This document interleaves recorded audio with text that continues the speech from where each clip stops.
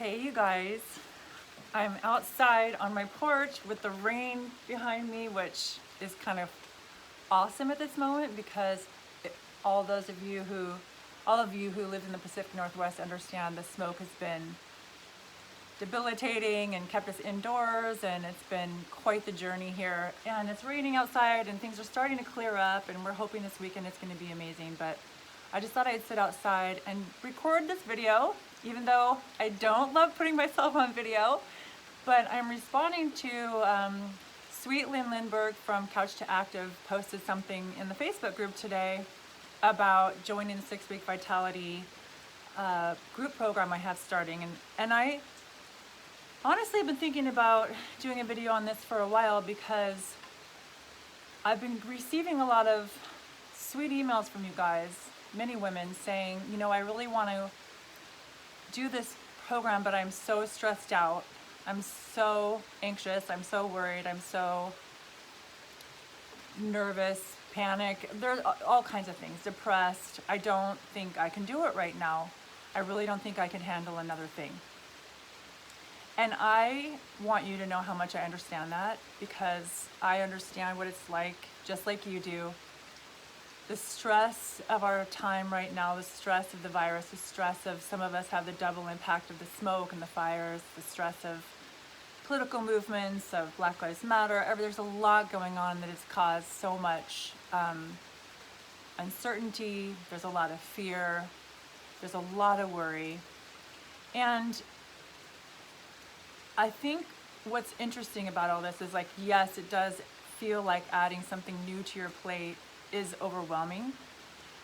But I think what I want to address is what that kind of stress is actually doing to our systems. And it's called, and I'm actually I just started writing a post today that I'm going to share with you all in a series of newsletter posts about the stress response system, which is also known as the HPA axis, the hypothalamus pituitary axis, adrenal axis, HPA.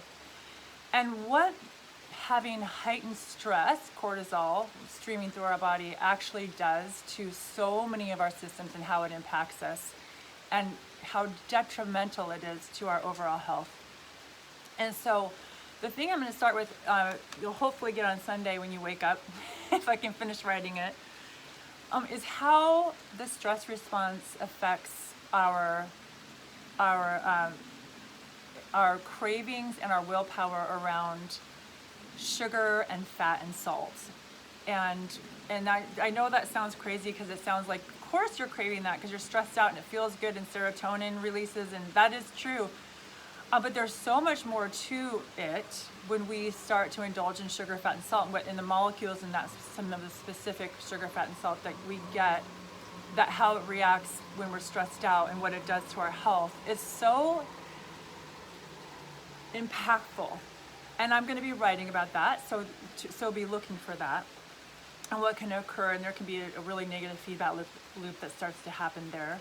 And then I'm going to be writing about the impact of stress on our adrenal glands, or excuse me, not our adrenal glands, our sleep quality, and how that starts to affect our weight, our food choices, our self-regulation, our mood, our hormones, our detoxification, and our immunity, and what happens when we start to not sleep very well.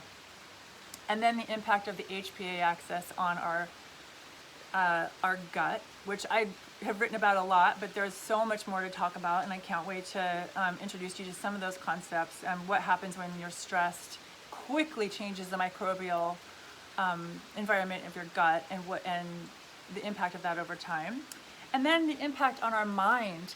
And this isn't mood, that's coming, but our mind, because our mind, we're talking about memory, we're talking about cognitive and executive functions, we're talking about brain inflammation. So how does stress impact that? How does it impact our mood? Well, we know what it does, because so many of us are feeling anxious and depressed and worried, or actually going into real anxiety, real depression, and the impact of cortisol on that. And then you've got the hormonal impact on your sex hormones. So you've got PCOS, infertility, how it affects PMS, how it affects menopause and perimenopause.